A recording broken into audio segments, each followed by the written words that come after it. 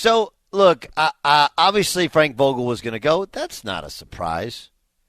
It probably wasn't even a surprise before the year started, right? Because one of the things that was curious when a new roster was put around LeBron James and Anthony Davis was, one, how would it work, and would Frank get to the end of the year? Remember, Vogel signed a 3-year deal, won a championship in his second year, right? Won a championship, and got a contract extension for one additional year. But we have no idea. Nobody knows with coaches' contracts how much of that has meat, if he'll get all that money. The assumption is he'll get a little bit, but he was fairly certain to be a lame duck. That's why it was, Jason Kidd's gone.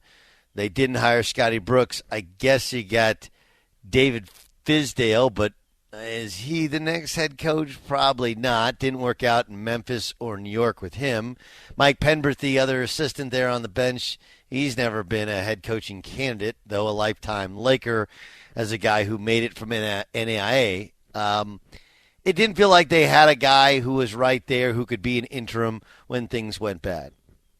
But we are blaming the guy who's managing the project for the fact that the architectural designs of the project didn't make any sense. It just didn't. Do you guys remember the movie Unforgiven? You guys remember that? It's a Clint Eastwood flick. It's an incredible movie. But there's one of the bad guys in the movie is actually the sheriff. Okay? And the sheriff is building his own house, only when they go over there, it's all leaking. And what they say about the sheriff is he's a terrible, terrible architect. That's what you got. I mean, I called it last offseason. It didn't make any sense what they were doing. You can't go from 2 years ago, the best defensive team in the league, to trying to create more offense. What matters in the NBA is, can you guard and can you shoot? And then if you have superstar caliber players, it gives them the space to be superstar caliber players. They put together a roster that was too old to compete nightly, too old to guard, didn't shoot the basketball well enough,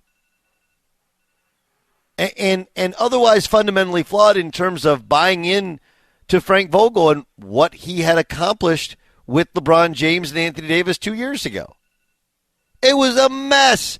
It was actually, to say it was a disappointment is an understatement. If you can't make the playoffs or the play-in, I want you to think about this for a second. There are 10 teams in the West, and if you want to say that injuries, that's fair. They had injuries. Should be pointed out, the LA Clippers didn't have Kawhi Leonard all year, didn't have Paul George the last 2 weeks. They're not in the play-in game. They're in the playoffs. So there's something about the actual people on this roster. Look, when you have this bad a record after the All-Star break, okay, when everyone knew you had to crank this thing up. They had the second worst record in the history of the franchise post All-Star break. The second worst. And what happened at the All-Star break? Anybody remember? LeBron James started talking about Cleveland, started talking about the future, started talking about anything other than, man, I can't wait to get back to work, get AD healthy, and win and get to the playoffs and go and win this thing. Do you remember the one time LeBron James said that during All-Star break? He did not. And subsequently, the team collapsed as soon as he returned from the All-Star break. Just a complete and utter collapse. So I don't place all the blame on LeBron James, but a hell of a lot of it does. Because LeBron washing his hands of player decisions, coaching decisions, nothing gets done in that organization without at least running it by Rich Paul. Right? And obviously you're put in a really tough spot when asked about Russell Westbrook today. But the idea that Russell Westbrook would be an answer to the problem next year is absolutely laughable. Because he hurts you on a multitude of levels. right? First, he makes so much money, combined with LeBron, combined with Anthony Davis, you pull there that you don't have money to go out and spend for much else. Secondly, because he's been an MVP and because he's had 3 straight seasons of averaging a triple-double, because of the name of Russell Westbrook, you almost feel like compelled to have to play. Not playing him with his attitude? Ugh, have fun with that. So, and he can't shoot at all. At all. Like he has, and no one knows this better than me. He has lost it. He's not that bad a shooter, but something has happened in that you don't miss shots as badly as he misses shots unless you have some form of the yips, some form of a mental block. And coming back from that, is a long and arduous process.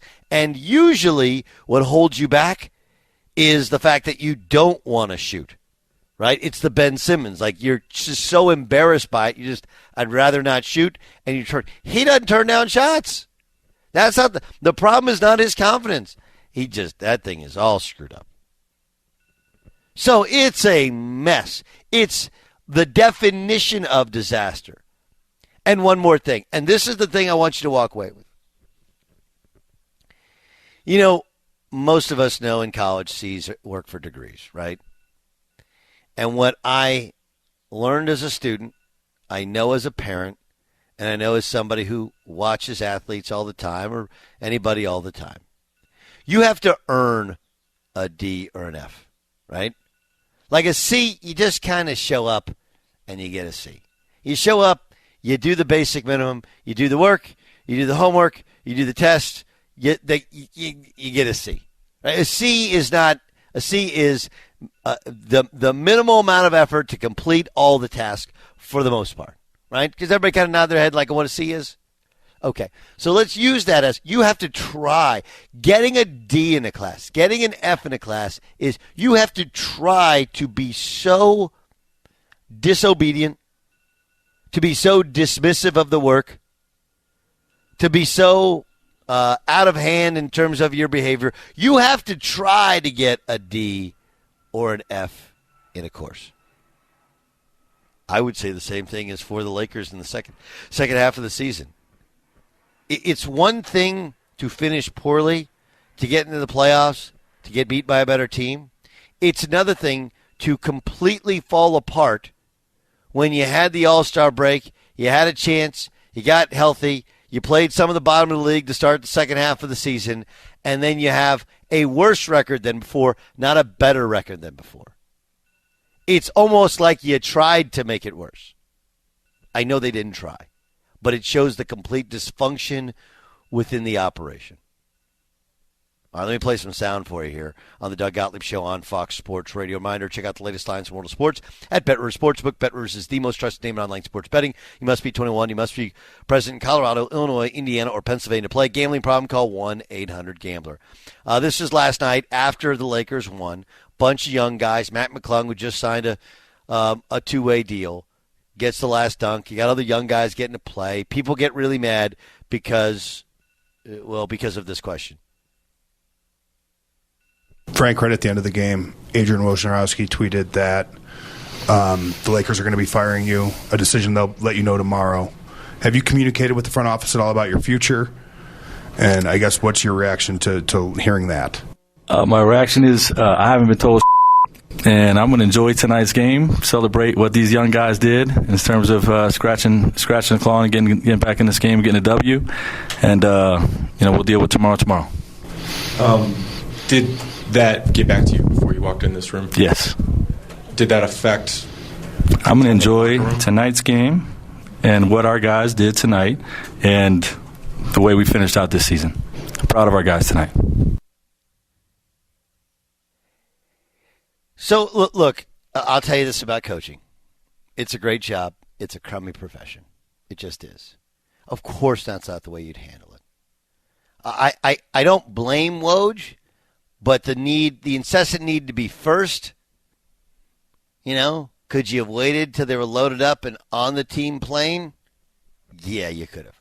Would you have gotten beat by Shams for the story? Probably would have. Probably would have.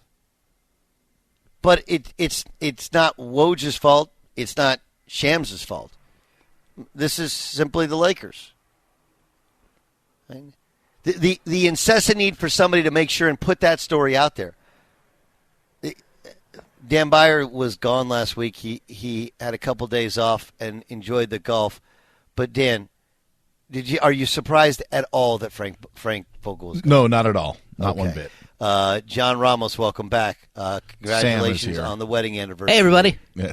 Not surprised at all. It's still Sam. My bad. Sam, are you surprised at all? No. I mean, this is the effect of this type of situation. Like the head coach gets axed first or along the way, so not surprised. Okay. Jay Stu, surprised at all?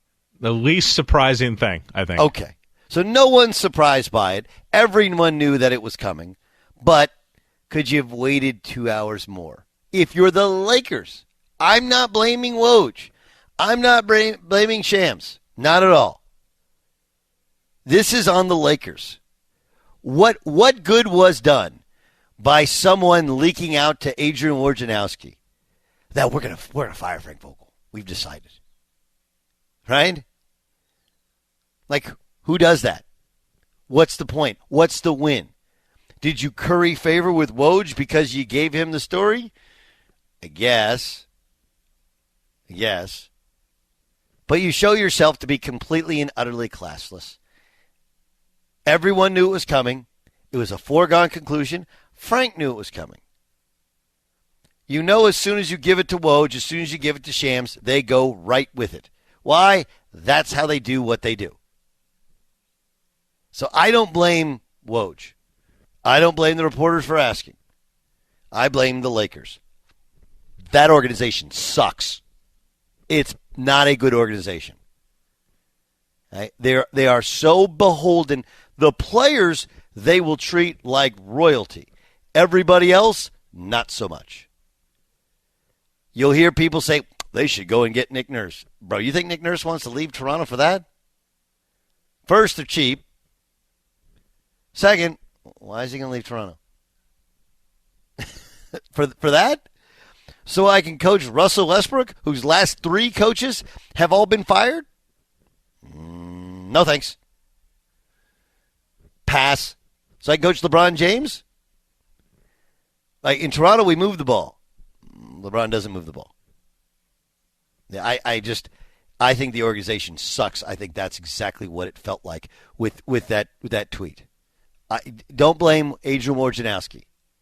His job is get the story, report the story, be first with the story. That's his job.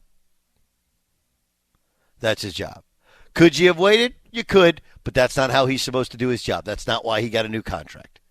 Everyone knows that. That's on whoever in the Lakers organization felt so empowered that they leaked it out during their last game when they simply could have waited until he got on the flight and then texted Woj, hey, we're going to kiff at him when he gets to the airport, or tomorrow's the day. Here's LeBron talking about Frank Vogel earlier today. What comes to mind about your tenure here with Frank? Well, I don't want to speak about what's been talked about and things of that nature because I don't never get involved in those things. But I respect Frank as a coach. You know, as a man, in our partnership that we've had over a few years here has been nothing but just candid, great conversations. And he's a guy who gives everything to the game, prepared us every single night along with his coaching staff as well. You got to give those guys a lot of credit too. But you know, at the end of the day, I don't know what's going to happen, you know, with Frank and being here, but, you know, I got nothing but respect for him. I mean, it's completely disingenuous, right? I do think he has respect for Frank. I do think Frank and he work together well, but I don't get involved in that stuff. But by not getting involved, you show that you're okay with the change. Right? Don't believe for 1 second that if from Mike Brown to any coach he's ever played for, to Luke Walton to whomever, if LeBron James wanted a coach retained and didn't want a coach fired, that coach would be retained. It's really that simple. Hey, guys, if you're thinking about firing Frank, don't. I want him as coach. Done. Easy. We move on to the next problem we try and solve. Right? The last thing you're going to do is fire a guy that LeBron wants to keep. And if LeBron doesn't know that, well, then he hasn't been paying attention for the last 20 years he's been in the NBA. Here's LeBron addressing Russ about the future of Russell Westbrook. What did you expect from the Russ partnership that did not materialize? But then also, do you feel like that is something that you guys can do again? Like, can you, Russ and LeBron, be the centerpiece of this team next year and be a championship contender? I don't put any expectations on anything. I mean, it's all about coming in, putting in the work, and go from there. I mean, one thing about Russ that I love and will always love is, just his competitive spirit, what he brings to the game every single night. And when you're in a profession where so many injuries happen and so many things go on, and to have a guy that's reliable and can put on a uniform every single night, that's something I respect, out of everything. And, I'm not going to sit here and make decisions for the front office and things of that nature, but I love being a teammate with Russ, and, that's just the way it is. I don't get it. I don't get it. And part of it is, like, look, it's the media. He doesn't want to be the bad guy. But the whole false narrative of he brings it every night. No, he doesn't. Bringing it every night isn't about just putting on the uniform and acting like you're playing hard. It's about buying into defensively where you're supposed to be, what you're supposed to be, how hard you're supposed to play, not on one or two plays, but in the entirety of the game. Here's LeBron talking about what the roster can do to move forward.